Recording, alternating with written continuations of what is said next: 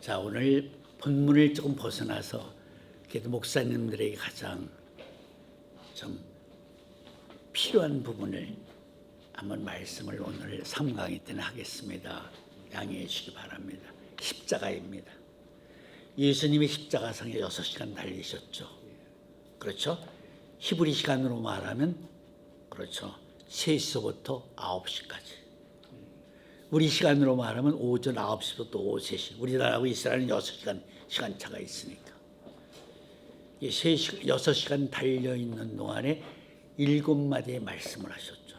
근데 오전 3시간 동안은 해가 빛을 잃지 않고 있었던 시간이죠. 오후에는 해가 빛을 잃고 있었던 시간에 네 말씀을 하셨습니다. 그러니까 오전에 3말씀, 오후에 4말씀을 하신 것이죠. 그런데 요한복음 1장에 보면 세례 요한이 예수님을 가리켜서 세상 죄를 짊어지고 가는 저 어린 양을 보라 말씀을 했죠. 예수님은 마태 1장 21절 자기 백성을 죽으러 오신 어린 양으로 오신 분이시죠. 근데 어린 양으로 오셨지만은 예수님이 십자가 사역에서 요구하는 양은 어린 양이 아니라 유월절 양이죠. 유월절 양의 본질적인 근원은 출애굽기 12장에 있죠. 출애굽한 과정에서 마지막으로 그죠? 애굽의 장자를 치는 과정에서 1월 10일 날 양을 준비하죠. 4일 동안 흠이 있나 부적절한 양인가 잘 관찰하고 준비했다가 1월 14일 3시부터 5시 사이 그때를 우리가 일상적인 말로 얘기하면 저녁때라고 말을 하죠.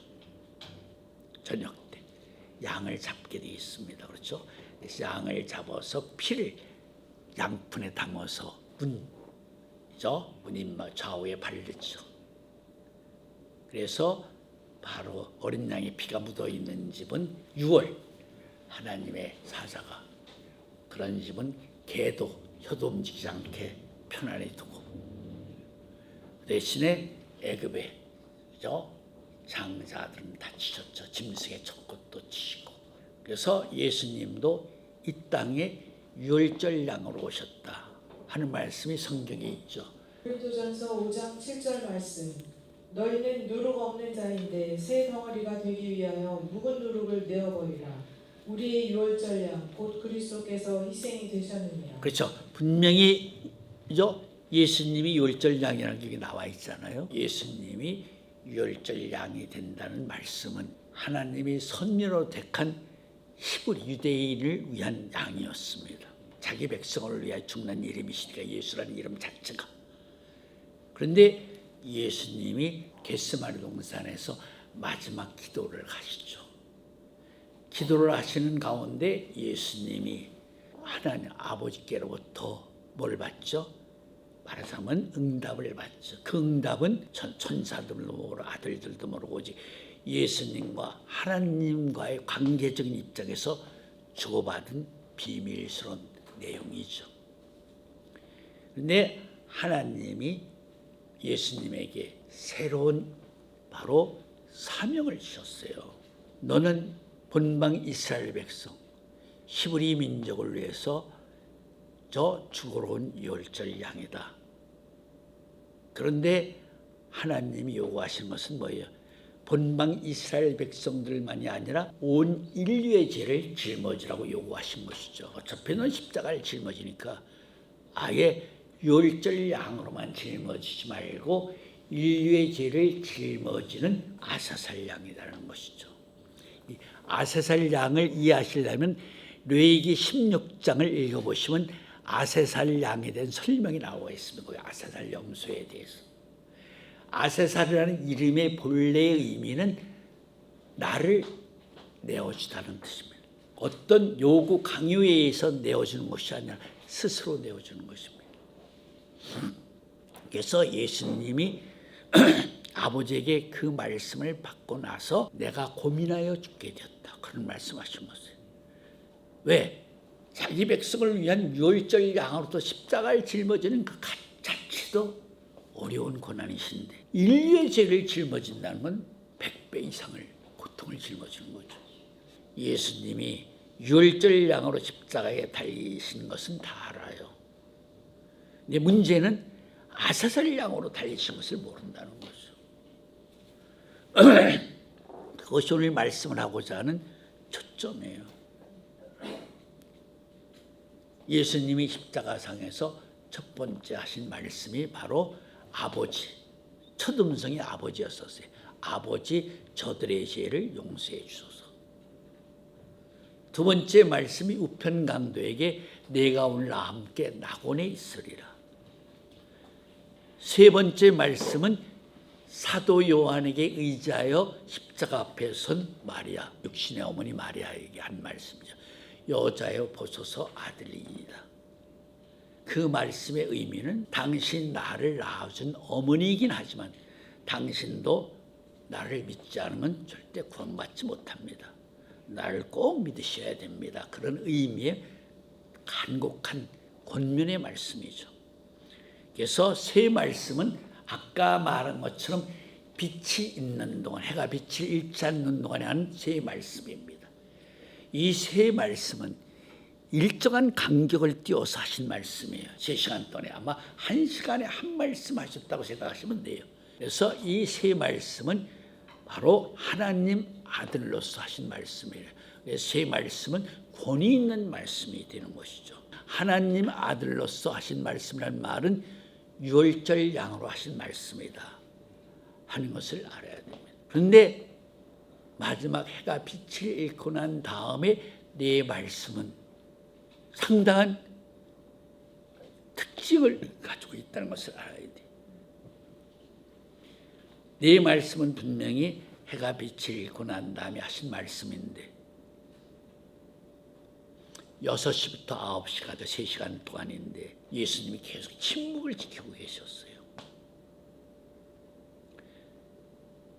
그런데 9시가 다 되어서 죽음 직전에 동시다발적으로 네 말씀을 하셨다. 성경을 자세히 보면 9시란 말이 몇 번 나와요. 9시에 운명하신 시간이거든요. 그래서 아까 이사야 34장 16절 말씀처럼 성경을 자세히 읽어야만 예수님이 9시에 죽음 직전에 네 말씀을 동시다발적으로 하셨다 하는 것을 알 수가 있어요. 알고 나면 간단하지만 알기 전까지는 그렇지 콜럼버스 달걀처럼 알고 나면 간단하지만 알기 전에는 헤아리기가 어려운 내용이죠. 그러니까 성경을 읽자는 몰라요. 네 말씀 중에 첫 말씀이 그렇죠. 엘리 엘리 라마 사박다니 하나님 하나님 왜 나를 버리시나이까. 주석학자들이 공통적인 견해가 그 부분을 이렇게 설명하고 있습니다. 하나님 아들이신 예수라 할지라도 십자가에서 받는 고통이 너무 크기 때문에 하나님께 아픔을 호소하시는 것이다. 이렇게 돼 있어요. 물론 인간의 잣대로 인간의 생각으로는 그럴듯한 내용이라고도 말할 수 있어요. 고통을 받으시니 그럴 수도 있겠다. 그런 생각을 가질 수가 있어요. 그러나 십자가 사역은 그런 사역이 아니에요. 그렇다면 그 뜻이 무엇인가? 하나님 하나님 왜 나를 버리시나이까? 이 말씀을 해야만 되는 이유. 다시 말하면 예수님이 십자가상에서 7원의 말씀을 하지 않으시면 예수님이 십자가를 통해서 어떤 사역을 이루시는지 인간으로서는 아무도 알지 못해요. 그렇기 때문에 요한복음 19장 30절인가 몇 절에 보면 예수님이 십자가상에서 하신 말씀을 하시는 이유는 성경을 응하게 하기 위해서 하셨다는 말씀이 있습니다. 그렇다면 엘리 엘리 라마 사박다니 하나님 하나님 왜 나를 버리시나이까는 무슨 뜻인가? 예수님은 하나님의 비밀, 천국의 보배 보화를 다 가진 분, 아버지의 영광을 가지신 분이시죠. 아사살 양은 그 민족의 모든 죄를 대상에 염소에게 안수를 해가지고 광야로 내보내서 아사살 마귀에게 내어주는 거예요. 마귀의 밥이 되게. 그게 아사살 양이에요. 그렇기 때문에 아사살 양이 되기 위해서는 예수님 자신이 인류의 죄를 다 짊어지다. 아버지가 요구하신 거니까. 너는 본방 이스라엘 백성들만 위해서 죽으면 안 돼. 너는 인류의 죄를 다 짊어져야 돼.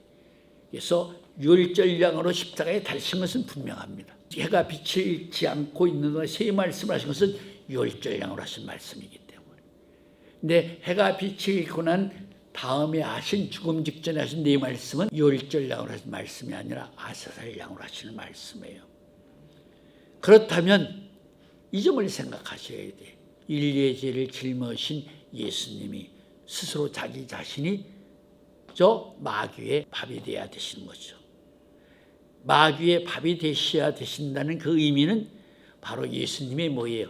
수월로 들어가신다는 것을 말하고 있는 것이에요. 왜? 수월 안에는 족장시대부터 4,000년 동안 죽은 모든 영혼들이 수월에 갇혀 있어요. 그렇기 때문에 예수님은 살아있는 자들만 구원하시려고 하는 것이 아니에요. 이미 죽어 있는 그들까지도, 전 인류니까 죽은 영혼들까지도 구원하셔야 돼요. 그렇기 때문에 보이는 십자가도 짊어지고 있지만은 운명하시고 나서 수월에 들어가셔서 4,000년 동안 수월에 갇혀 있는 노아 때부터 물심판을 받은 이후의 모든 대상들, 그들을 구원하셔야 돼요. 계시록 5장 하늘 위에 있는 자나 땅 위에 있는 자나 땅 아래에 있는 자나 그들을 다 구원하셔야 돼요. 그렇기 때문에 그분은 아사살량이 되셔야 돼요. 그런 그분이 스스로 마귀의 밥이 되시는 과정에서 스스로 계신 자의 영원한 생명, 하나님의 비밀, 아버지의 영광을 마귀 입에 몽땅 털어넣어 줄 수는 없죠. 그러니까 그 문제를 예수님이 먼저 선결을 해야 돼요. 그렇기 때문에 예수님이 변화의 산에서 아버지 영광으로 변화를 받으신 후 모세와 엘리야를 불러서 누가 복음하면 별세라는 말이 나와요. 마태, 마가에도 나오는데 별세라는 말은 누가 복음하면 했어요. 별세 후에 될 일을 상의하셨다. 이 말씀의 의미는 이렇게 설명할 수가 있어요. 자, 예수님은 그렇죠. 하나님의 본체이시고 영광의 광채이시기 때문에 하나님 창조주 하나님께서 가지고 계신 영광이 있죠. 그걸 마귀에게 넣어줄 수는 없죠. 스스로 마귀의 밥이 되시는 분이니까. 그렇기 때문에 십자가상에서 그 문제를 해결하셔야 돼요. 그 문제를 해결하는 방법이 뭐였느냐? 바로 십자가의 피예요. 자, 십자가의 피 속에는 5가지가 들어있어요. 첫째, 예수님의 생명이 들어있어요. 레위기 17장 바로 11절입니다. 두 번째, 예수님의 피 속에는 영혼이 들어있어요. 요한복음 12장 25절. 또 예수님의 피 속에는 예수님의 마음이 들어있어요. 요한복음 12장 27절. 또 예수님의 피 속에는 뭐가 들어있어요? 아버지의 뜻이, 하나님의 뜻이 들어있어요. 누가복음 22장 42절. 아버지의 뜻이 들어있어요. 그리고 예수님의 피 속에는 5번째 영이 들어있어요. 요한복음 6장 63절. 내 말이 영이요 생명이라는 말씀이 있죠. 예수님의 피 속에는 이 5가지가 들어있기 때문에 예수님의 피를 보혈의 피라고 말하는 것이에요. 보혈의 능력이라고.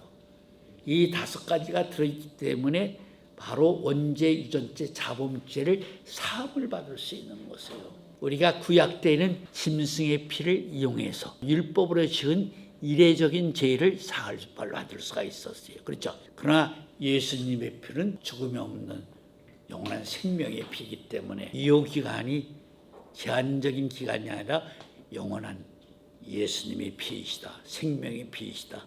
보혈의 능력이시다 하는 사실을 우리가 알아야 됩니다. 그렇기 때문에 예수님이 십자가에 달리셨을 때 예수님은 피가 나오지 않는 것이 없었어요. 머리에 과시간, 등어리는 시편 22편 말씀처럼 하도 새 조각 짐승의 뼈가 달린 채찍으로 맞아서 등어리에 이랑, 소가 밭을 가는 이랑이 생겼다 하는 말씀이 있습니다. 그리고 그렇죠.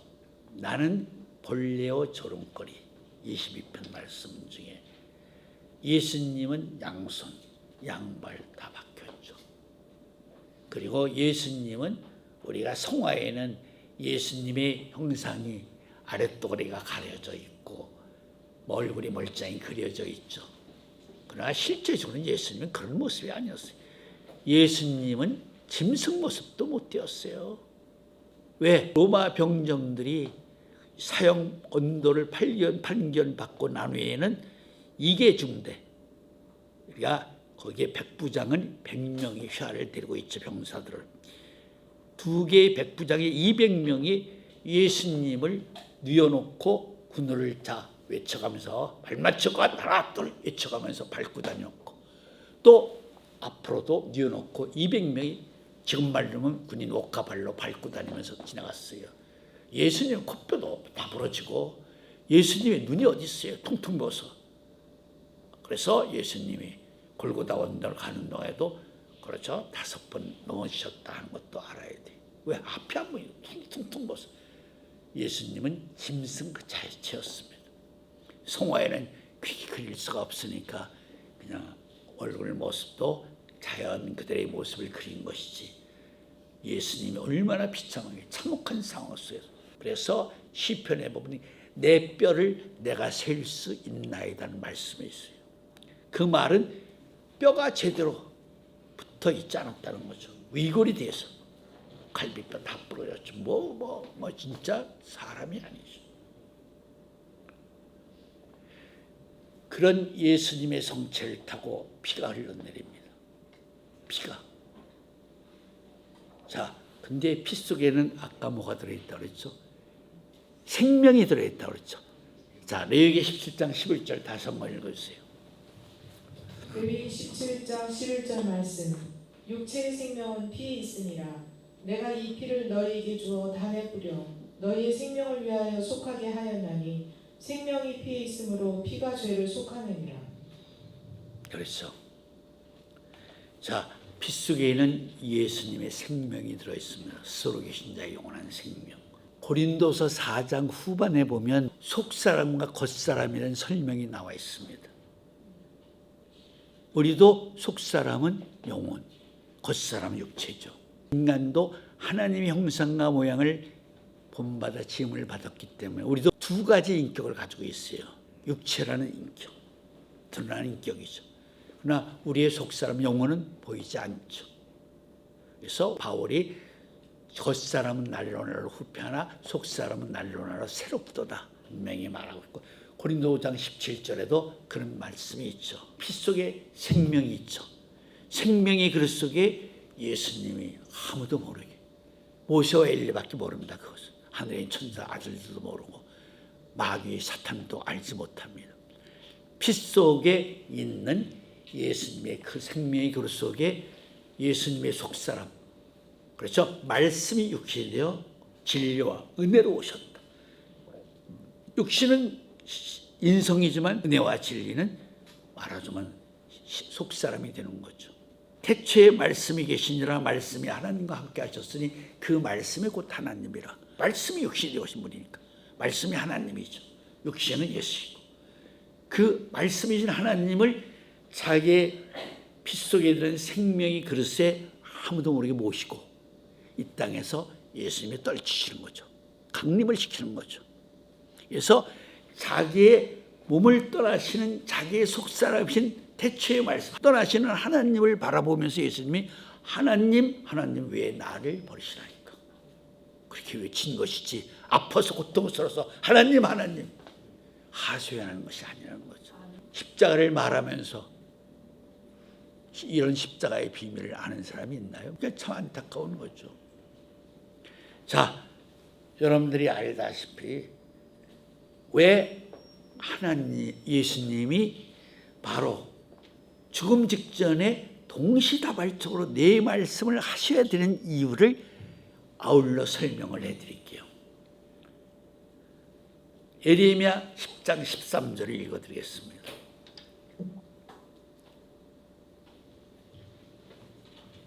예레미야 10장 13절 말씀. 그가 목소리를 바라신즉 하늘에 많은 물이 생기나니 그는 땅 끝에서 구름이 오르게 하시며 비를 위하여 번개하게 하시며 그 곳간에서 바람을 내시거늘. 예수님의 말씀은 뭐예요? 말씀 자체가 물이에요. 즉 말씀 자체가 영원한 생명수라는 거죠. 그렇기 때문에 이사야 55장이라든가 사마리아 수가천에서 저 물가에서 여인과 도적 말씀을 하는 가운데 내가 일러주는 말을 믿으면 저 절대 가라지 않는다. 목마르지 않는다니까 그 여자가 뭐라 했죠? 그물을 내게 주소서. 그러니까 예수님이 내 남편을 불러오라. 나는 남편이 없습니다. 내 말에 맞다. 내가 남편이 5 있으나 지금 있는 남편도 내 남편이 아니지. 그래서 도담이 시작되는 거죠. 거기서도 분명히 예수님이 내 말을 믿으면 절대 가람이 없다. 예수님의 말씀이 뭐예요? 영원한 생명수 자체예요. 예레미야 51장 16절에도 말씀의 물이라는 것이 나와 있습니다. 예레미야 51장 16절 말씀. 그가 목소리를 바라신즉 하늘에 많은 물이 생기나니. 그렇죠. 그가 말씀하시면 물이 생기게 돼 있어요. 그 물은 뭐예요? 바로 에덴 동산을 적시는 생명강에서 흐르는 생명수와 같은 물이에요. 그런데 문제는 뭐죠? 하나님이 속사람이 떠나셨어요 이제. 그러면 예수님은 뭐가 남죠? 신성이 떠났으니까 예수님은 뭐만 남아있어요? 인성만 남아있죠. 인성만. 그렇죠? 근데 그 인성도 예수님의 인성은 하나님의 본체라고 말을 했죠. 히브리 1장 1절 3절 시죠. 빌립보 2장 5절에 뭐 예수님의 몸은 육체도 뭐 하나님의 본체이기 때문에 거룩한 육체. 그런데 자 아세살 양이 되시기 위해서는 거룩한 육까지도 버려야 돼요. 거룩한 몸을 가신 분이 인류의 죄를 짊어질 수가 있나요? 짊어질 수가 없어요. 그러니까 자기 몸도 또 베고 낮추셔야 돼요. 그래서 에베소 5장 2절 이하에 보면 예수님이 자기를 베고 낮추셔서 뭐까지 베셨다? 생축. 생축에 이르기까지 자기 몸을 베고 낮추던 말씀 읽어주세요. 에베소서 5장 2절 말씀. 그리스도께서 너희를 사랑하신 것 같이 너희도 사랑 가운데서 행하라. 그는 우리를 위하여 자신을 버리사 향기로운 제물과 생축으로 하나님께 드리셨느니라. 그렇죠. 생축으로 자기 자신을 드렸다는 거죠. 이사야 53장에 보면 예수님은 도수장으로 끌려가는 어린 양같이 잠잠했더라. 인류의 죄를 다 짊어진 분이 자기가 짊어져야 될 고난을 감당하지 못하고 불평불명하는 아픔을 호소한다면 예수님은 인류의 죄를 짊어질 수 있는 아사살 양으로 자격을 상실하는 것이에요. 그다음에 예수님은 절대 도수가 끌려가는 어린 양이 울지도 못하는 것처럼 불평불만을 할 수가, 아픔을 표현할 수가 없는 분이에요. 그런 그분이 말씀을 떠난 지가 자기 몸에서 뭐가 떠난 거예요? 생수가 떠난 거죠. 신성 떠났죠. 하나님의 본체이신 육체도 스스로 또 버리셨어요. 그러니까 예수님은 천상천하의 가장 무서운 죄인이에요. 그 순간은. 왜? 인류의 죄를 다 짊어졌어요. 여기서 인류의 죄라는 말은 구속사에 끝나는 순간까지 태어나는 그 사람의 죄까지도 다 짊어지는 거예요. 앞으로 태어날 모든 사람의 죄까지도 예수님은 짊어지는 분이에요. 눈앞에 있는 인간들의 죄만을 짊어진 것이 아니에요. 구속사의 마지막 끝나는 순간에 태어나는 그 사람의 죄까지도 가론유다서부터 다 죄를 짊어지는. 그렇기 때문에 예수님은 절대 자기가 짊어진 고난에 대해서, 고통에 대해서 이렇다 할, 그렇죠? 말을 못할, 하실 수 없는 분이에요. 자, 그런데 문제는 이제 말씀이 떠나니까, 신성과 인성을 버리시고 나니까 이제 예수님은 뭐가 됐나요? 하나님도 아니고 하나님 아들도 아니죠. 그렇죠? 신성 떠났죠. 말씀이 떠났죠. 나머지 거룩한 육도 하나님의 본체도 인류의 죄를 짊어지기 위해서는 그것도 버려야 돼. 아까 에베소 5장이죠. 생축. 생축이라는 말은 짐승이에요. 그런 입장이 되니까 예수님의 됨은 뭐예요? 그동안에 매맞았죠. 피 많이 흘렸죠. 저도 교통사고를 당해보니까 뭐 그런 마음이 감히 비교할 수 있는 입장은 아니지만 피를 많이 흘리면 좀 갈증이 심한 것 같더라고요. 목이 타더라고요. 피를 많이 흘리면. 근데 예수님은 처음부터 얼마나 많이 채찍에 뭐 주먹에 그 손바닥에 발길질에 못에 뭐 피투성 뭐 그러니 생각을 해보세요. 거기에다 말씀까지 떠나서 생수까지 떠나버렸으니까 당연히 다음 말씀이 뭐예요? 목마르다. 목마르다. 이런 과정을 겪어야 되기 때문에 예수님의 입장이 뭐예요? 죽음 직전에 동시다발적으로 하셔야 돼요. 만약에 해가 비칠 때쯤은 일정한 간격을 띄어서 이 말씀을 하신다면 예수님도 순수한 인간의 육체로 돌아왔을 때 그 고통을 감당할 수가 없어요. 그래서 죽음 직전에 동시다발적으로 네 말씀을 다 하셔야 돼요. 그래서 목마르다 이어서 다 이뤘다 내 아버지 다시 한번 마지막에도 아버지가 들어있어요. 아버지 내 영혼을 받아주소서. 여기서 이제 여기까지는 서론적이고요. 여기서부터 본론이 나오는 거죠. 자, 본론을 설명하기 전에 로마서 1장 3절 4절을 읽어드리겠습니다. 로마서 1장 3절 말씀. 이 아들로 말하면 육신으로는 다윗의 혈통에서 나셨고 성결의 영으로는 죽음 가운데서 부활하여 능력으로 하나님의 아들로 인정되셨으니 곧 우리 주 예수 그리스도시니라. 이 구절 같이 난해한 구절이 없어요. 성경 전체에서 가장 난해한 구절 중에 세 가지를 선택하라면 이 구절이 꼭 들어갑니다. 세상에서도 생각해 보세요. 요새 장마철로 해병대원이 그래서 수색 작업을 하다가 자기도 떠내려 죽었잖아요. 그럼 군인의 입장으로 보면 그거 뭐예요? 순직이죠, 순직. 그러면 1계급 특진을 시켜주고요. 포상도 해줍니다. 공무원도 마찬가지입니다. 나라의 일을 위해서 부득이 목숨을 잃을 경우는 순직으로 인정해주고 1계급 특진 시켜주고 보상금도 주고 그러죠. 그게 당연한 거죠. 우리가 살고 있는 그죠? 삶의 마당에서 그런 일이 통상적인 일인데 반해서 왜 예수님은 하나님이 여인의 몸을 통해 이 땅에 사람을 오셨는데 사람 오신 하나님이 인류를 구원하기 위해서 십자가 사역을 이루시고 완성하셨다면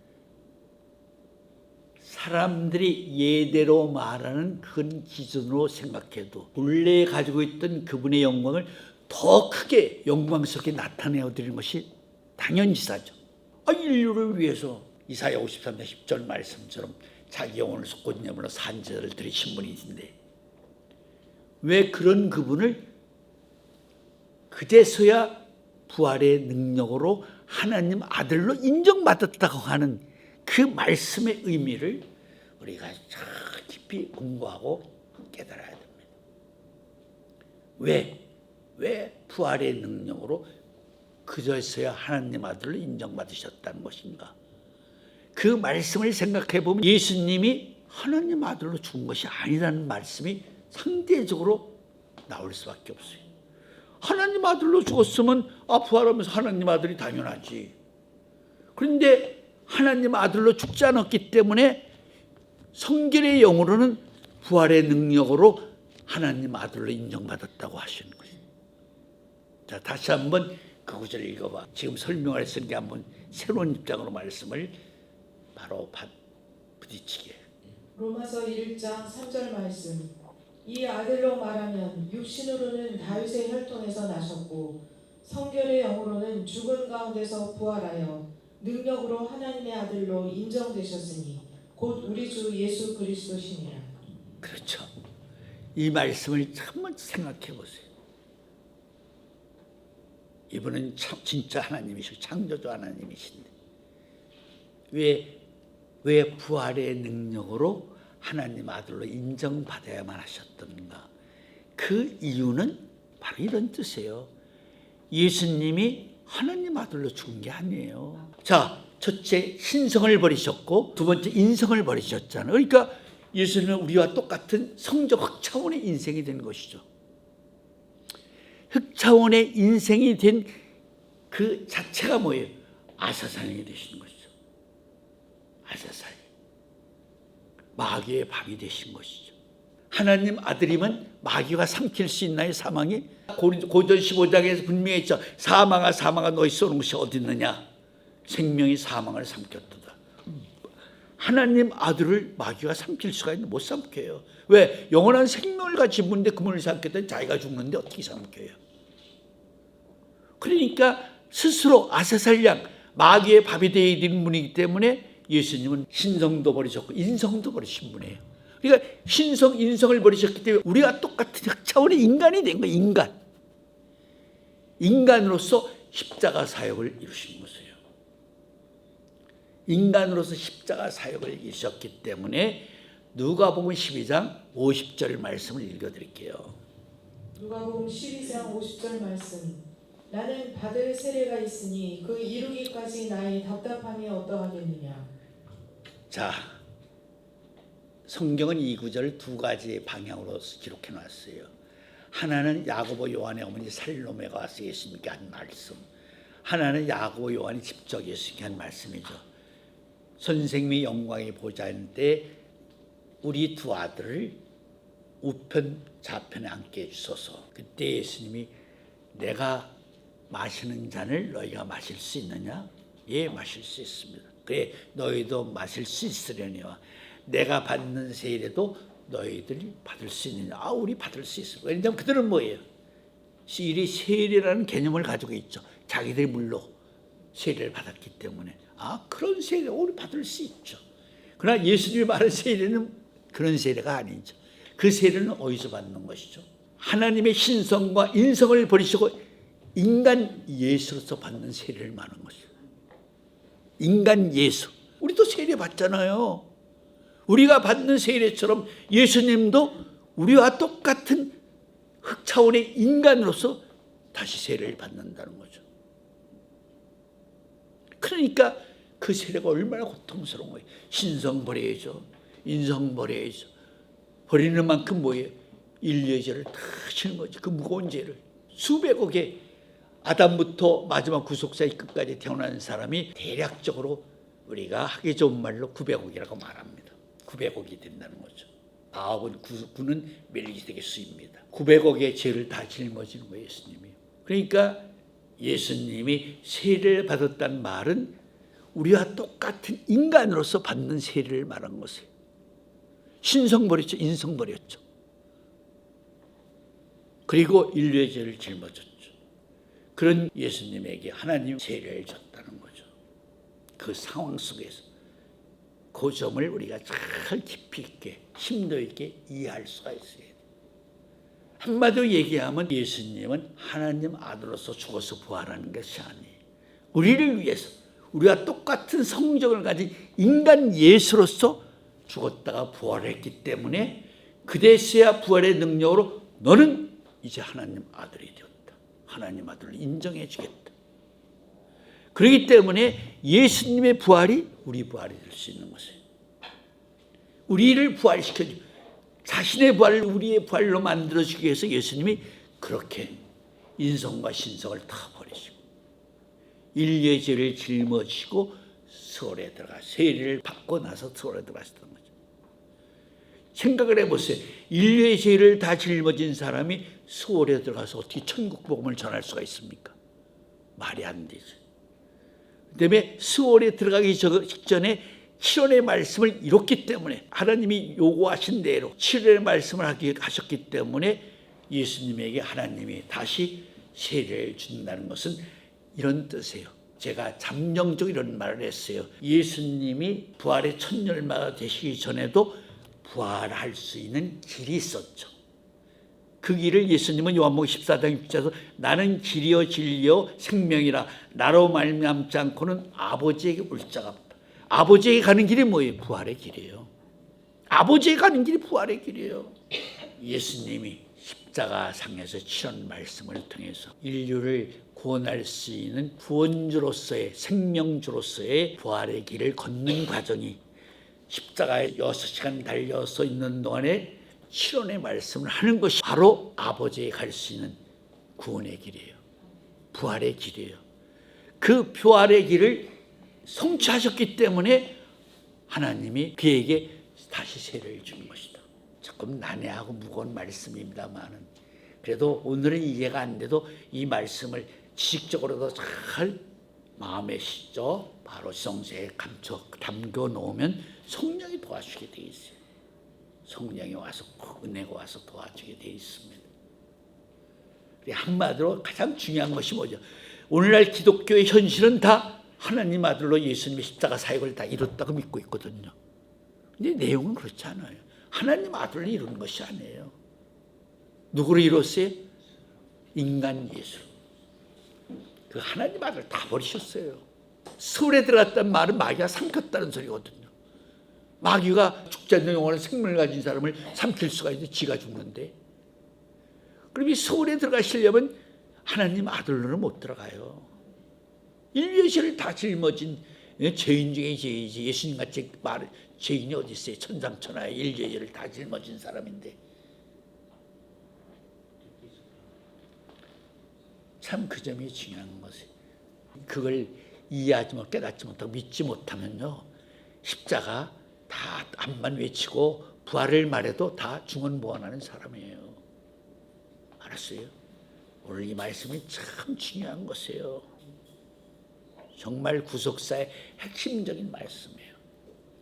예수님이 우리를 위해서 인간 예수, 우리가 똑같은 흑차원의 인간 예수로 죽어서 부활했기 때문에 그분의 부활이 우리의 부활이 되었다. 그렇게 부활의 능력으로 하나님 아들로 인정받았기 때문에 그가 우편 보좌에 올라가신 것이에요.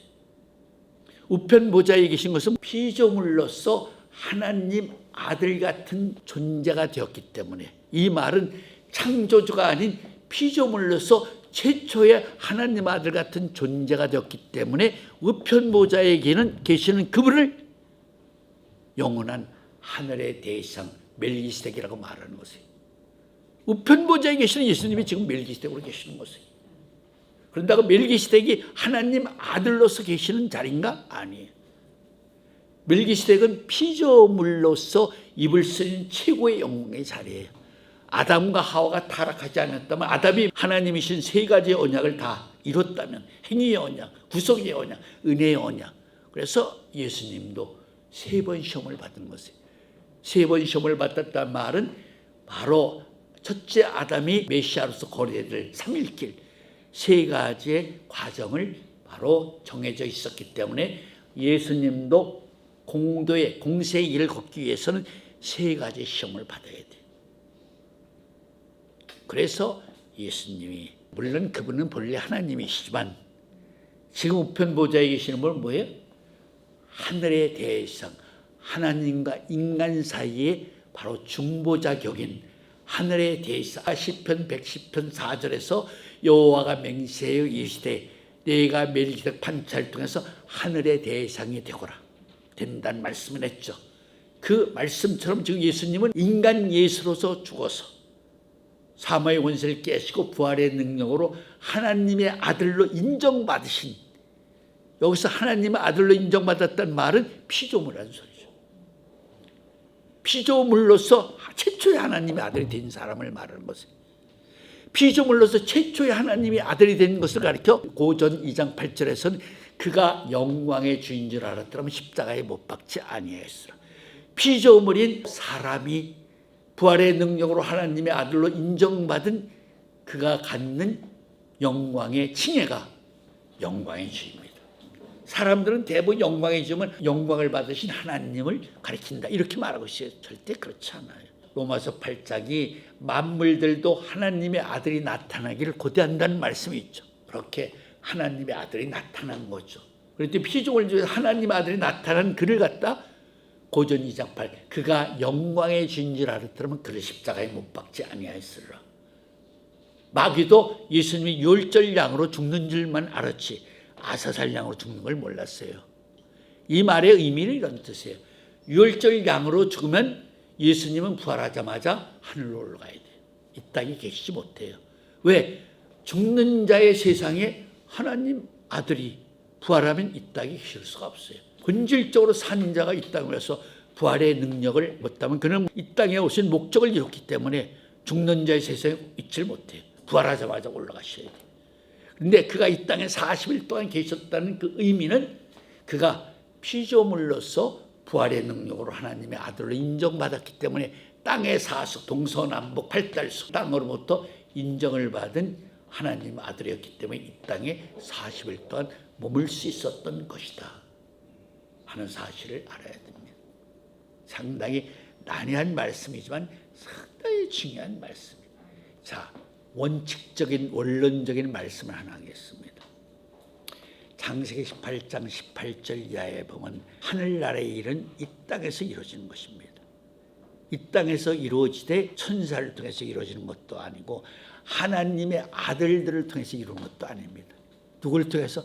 아브라함의 후손을 통해서. 아브라함의 후손을 통해서 하늘나라의 구속사의 세계를 이 땅에서 이루어진 것이지 다른 어느 누구도 이룰 수 없는 것입니다. 그렇기 때문에 예수님이 이 땅에서 구속사의 세계를 위해서 힘써 일하려면 동참하려면 예수님도 하나님의 아들로서는 동참하지 못해요. 이건 원론적인 말입니다. 그렇기 때문에 예수님이 인류의 구속주가 구원의 주가 되기 위해서는 예수님도 뭐예요? 우리와 똑같은 속성을 가진 인간 예수로 돌아오셔야 됩니다. 그렇기 때문에 아까 말한 것처럼 어린 양에서 유월절 양으로 유월절 양에서 아세살 양으로 아까 에베소 5장 2절 말씀처럼 생축에 이르기까지 자기 몸을 베고 낮추셔야 돼요. 그래야 구속사에게 동참하실 수 있는 자격이 주어지는 것이지 하나님 아들이 구속사의 세계를 준다면 그게 우리께 되나요? 하나님이 자기 뜻을 세워놓고 자기가 이루는데 어려울 게 뭐가 있어요? 당연한 거지. 그러나 예수님이 분명 하나님의 본체이심 영광 광채이시긴 하지만 인류를 구원하시는 구속사의 세계에 참여하시기 위해서 자기 몸을 그저 끝까지 베고 낮추셔서 생축에 이르기까지 인간 예수보다도 더 낮은 차원에 이르기까지 베고 낮추셨다는 거죠. 그렇기 때문에 그분이 우리의 생명의 주가 되고 구원의 주가 되고 영광의 주가 되는 것이지 하나님 아들로 십자가 사역을 이루셨다고 말한다면 예수님은 그분이 가지고 있는 영광을 우리에게 주실 수가 없어요. 그렇기 때문에 히브리 2장에 보면 예수님이 우리의 동료가 되셔 우리를 형제라고 부르기를 부끄러워하지 아니했다는 말씀이 있습니다. 요한복음 15장에서도 예수님이 그렇게 말씀하죠. 내가 이제는 너희를 종이라고 부르지 않고 너희를 내 친구라고 부르겠다. 그 말씀은 뭐예요? 이 십자가 사역을 바라보시면서 하신 말씀이에요.